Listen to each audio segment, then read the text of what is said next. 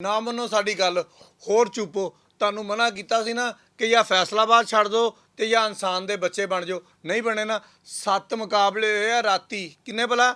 7 ਮੁਕਾਬਲੇ। 7 ਮੁਕਾਬਲਿਆਂ ਦੇ ਵਿੱਚ 3 ਡਾਕੂ ਜਿਹੜੇ ਆ ਨਾ ਉਹ ਪਾਰ ਹੋ ਗਏ ਆ ਤੇ 4 ਆਰ ਹੋ ਗਏ ਆ। ਹੁਣ ਜਰਾ ਡਿਟੇਲ ਸੁਣੋ। ਨਹੀਂ ਨਾ ਮੰਨਣੀ ਗੱਲ ਤੇ ਫਿਰ ਨਾ ਮੰਨੋ।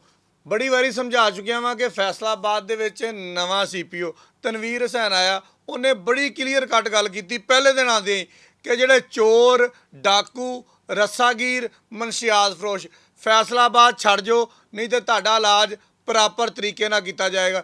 ਅਸੀਂ ਫਿਰ ਉਹ ਗੱਲ ਆ ਕੇ ਤੁਹਾਨੂੰ ਸਾਰਿਆਂ ਨੂੰ ਦੱਸੀ, ਲੇਕਿਨ ਤੁਸੀਂ ਨਹੀਂ ਮੰਨੀ। ਆ 7 ਜਿਹੜੇ ਆ ਫਿਰ ਕੋਈ ਲੱਤਾਂ ਤੜਾ ਕੇ ਬੈਠਾ ਹੋਇਆ ਤੇ ਕੋਈ ਇਸ ਦੁਨੀਆ ਤੋਂ ਚਲਾ ਗਿਆ। ਸਭ ਤੋਂ ਪਹਿਲਾ ਮੁਕਾਬਲਾ ਆ ਜੀ ਥਾਣਾ ਝੰਗ ਬਾਜ਼ਾਰ ਦੇ ਵਿੱਚ, ਥਾਣਾ ਚੱਕ ਝੁਮਰਾ, ਥਾਣਾ ਸਿਟੀ ਸਮੁੰਦਰੀ, ਥਾਣਾ ਮਿਲਰ ਟਾਊਨ, ਥਾਣਾ ਸਤਿਆਣਾ, ਥਾਣਾ ਸਦਰ ਤਾਂਦਲੇ ਵਾਲਾ ਤੇ ਥਾਣਾ ਮਰੀਦ ਵਾਲਾ।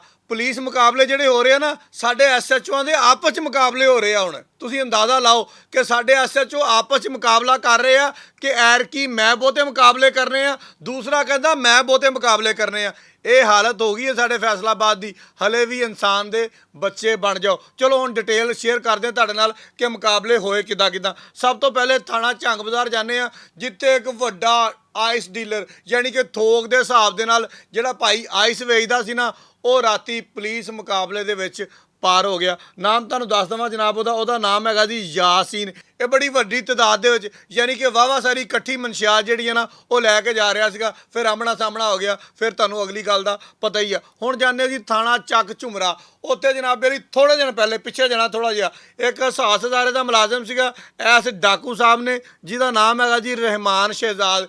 ਇਹਨੇ ਜਨਾਬੇ ਡਕੈਤੀ ਕੀਤੀ, ਫਾਇਰਿੰਗ ਕੀਤੀ, ਉਹਦੀ ਅੱਖ ਦੇ ਵਿੱਚ ਕਿਤੇ ਲਾਗੇ ਕਰਕੇ ਗੋਲੀ ਮਾਰ ਕੇ ਉਹਨੂੰ ਜ਼ਖਮੀ ਕਰ ਦਿੱਤਾ। ਰਾਤੀ ਫਿਰ ਐਸਐਚਓ ਰਜ਼ਵਾਨ ਭੱਟੀ ਦੇ ਹੱਥ ਚੜ ਗਿਆ। ਉਹਨੇ ਜਨਾਬੇ ਵਾਲੀ ਫਿਰ ਜ਼ਾਰੀ ਬਾਤ ਤੁਹਾਨੂੰ ਦੱਸੀ ਅੱਗੇ ਗੱਲ। ਅੱਗੇ ਮੈਨੂੰ ਮਜ਼ੀਦ ਗੱਲ ਦੱਸਣ ਦੀ ਹੁਣ ਜ਼ਰੂਰਤ ਨਹੀਂ ਹੈਗੀ। ਹੁਣ ਚੱਲਦੇ ਹਾਂ ਜੀ ਸਿਟੀ ਸਮੁੰਦਰੀ। ਉੱਥੇ ਵੀ ਪੁਲਿਸ ਮੁਕਾਬਲਾ ਆਇਆ ਤੇ 33 ਸੰਗੀਨ ਵਾਰਦਾਤਾਂ ਦੇ ਵਿੱਚ ਮੁਲਵਸ ਜਿਹੜਾ ਖਤਰਨਾਕ ਮੁਲਜ਼ਮ ਸੀਗਾ ਉਹ ਪਾਰ ਹੋ ਗਿਆ। ਹੁਣ ਜਿਹੜੇ ਆਰ ਹੋਏ ਆ ਨਾ ਉਹਨਾਂ ਦੀ ਵੀ ਗੱਲ ਕਰ ਲਈਏ। 3 ਪਾਰ ਤੁਹਾਨੂੰ ਦੱਸ ਦਿੱਤੇ ਆ, 4 ਆਰ ਵੀ ਹੋਏ ਆ ਯਾਨੀ ਕਿ ਉਹ ਹਾਫ ਫਰਾਈ ਹੋਏ ਆ।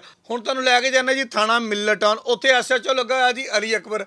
ਆ ਜਿਹੜੇ ਅੱਜ ਕੱਲ੍ਹ ਕੁਰਬਾਨੀ ਦੇ ਜਾਨਵਰ ਕੋਈ ਲੈ ਕੇ ਜਾਂਦੇ ਆ, ਕੋਈ ਲੈ ਕੇ ਆਉਂਦੇ ਆ, ਉਹਨਾਂ ਨੂੰ ਲੁੱਟਣ ਵਾਲਾ ਖਤਰਨਾਕ ਜਿਹੜਾ ਮੁਲਜ਼ਮ ਸੀਗਾ ਫਲਕ ਸ਼ੇਰ, ਇਹਨੂੰ ਹਾਫ ਫਰਾਈ ਕਰ ਦਿੱਤਾ ਗਿਆ ਯਾਨੀ ਕਿ ਜ਼ਖਮੀ ਹਾਲਤ ਦੇ ਵਿੱਚ ਗ੍ਰਿਫਤਾਰ ਕਰ ਲਿਆ ਗਿਆ। ਥਾਣਾ ਸਤਿਆਣਾ ਜੀ ਚੋਰੀ ਤੇ ਡਕੈਤੀ ਰਾਜਧਾਨੀ ਦੀ ਵਾਹਵਾ ਸਾਰੀਆਂ ਵਾਰਦਾਤਾਂ ਕਰਨ ਵਾਲਾ ਆਸ਼ਿਕ ਹੁਸੈਨ ਦੇ ਨਾਲ ਮੈਨੂੰ ਵੈਸੇ ਮੁਹੱਬਤ ਹੈਗੀ ਆ, ਲੇਕਿਨ ਕਿਉਂਕਿ ਆਸ਼ਿਕ ਸੀਗਾ, ਚੋਰ ਸੀਗਾ, ਡਾਕੂ ਸੀਗਾ, ਇਹਨੂੰ ਹਾਫ ਫਰਾਈ ਕਰਕੇ ਗ੍ਰਿਫਤਾਰ ਕਰ ਲਿਆ ਗਿਆ। ਹੁਣ ਚੱਲਦੇ ਹਾਂ ਜੀ ਥਾਣਾ ਸਦਰ ਤਾਂਦਰੇ ਵਾਲੇ। ਅਜਾਜ਼ ਉਰਫ ਜੱਜੀ 20 ਮੁਕੱਦਮਾਤ ਦੇ ਵਿੱਚ ਮੁਲਵਸ ਸੀਗਾ ਚੋਰੀ ਤੇ ਡਕੈਤੀਆਂ ਦੇ, ਇਹਨੂੰ ਵੀ ਹਾਫ ਫਰਾਈ ਕਰ ਦਿੱਤਾ ਗਿਆ ਵਾ ਤੇ ਇਹ ਵੀ ਹੁਣ ਗ੍ਰਿਫਤਾਰ ਆ। ਹੁਣ ਚੱਲਦੇ ਜੀ ਥਾਣੇ ਮਰੀਜ਼ ਵਾਲੇ। ਉੱਥੇ ਐਸਐਚਓ ਲੱਗਾ ਜੀ ਕਮਰ ਟਵਾਣਾ। ਉਹਨੇ ਜਨਾਬੇ ਵਾਲੀ ਇੱਕ ਡਾਕੂ ਜਿਹਦਾ ਨਾਮ ਆ ਜੀ ਮੁਹੰਮਦ ਖਾਨ, ਇਹ ਡਕੈਤੀ ਚੋਰੀ ਰਾਜਧਾਨੀ ਦੀਆਂ ਦਰਜਨਾਂ ਵਾਰਦਾਤਾਂ ਦੇ ਵਿੱਚ ਮੁਲਵਸ ਆ, ਇਹਨੂੰ ਹਾਫ ਫਰਾਈ ਕਰਕੇ ਗ੍ਰਿਫਤਾਰ ਕਰ ਲਿਆ ਵਾ। ਹੁਣ ਜਨਾਬੇ ਵਾਲੀ ਐਂਡ ਤੇ ਫਿਰ ਉਹੀ ਗੱਲ ਆ ਜਾਂਦੀ ਆ, ਹੋਰ ਚੁੱਪੋ। ਬਹੁਤ ਸ਼ੁਕਰੀਆ।